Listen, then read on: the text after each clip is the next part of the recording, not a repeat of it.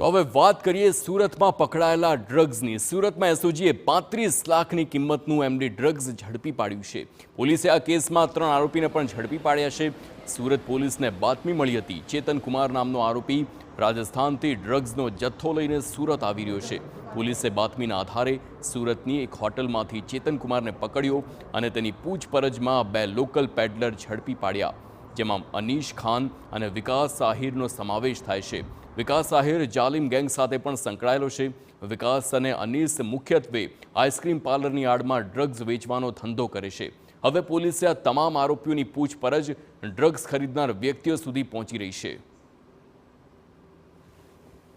આ વિકાસ આહિર અને આ જો અનીશ છે, આ લોકો અહીંયા જો પાર્લર જો આઈસ્ક્રીમના પાર્લર વગેરે ચલાવે છે, 5-6 પાર્લરો છે।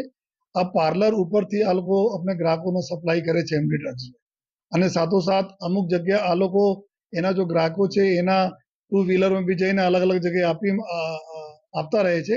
કે મુખ્યત્વે એવું જાણવા મળેલ છે કે જો પાનના પાર્લરો છે, આઈસ્ક્રીમના પાર્લર છે, ત્યાંથી આપણે ગ્રાહકોના આ લોકો સપ્લાય કરે છે।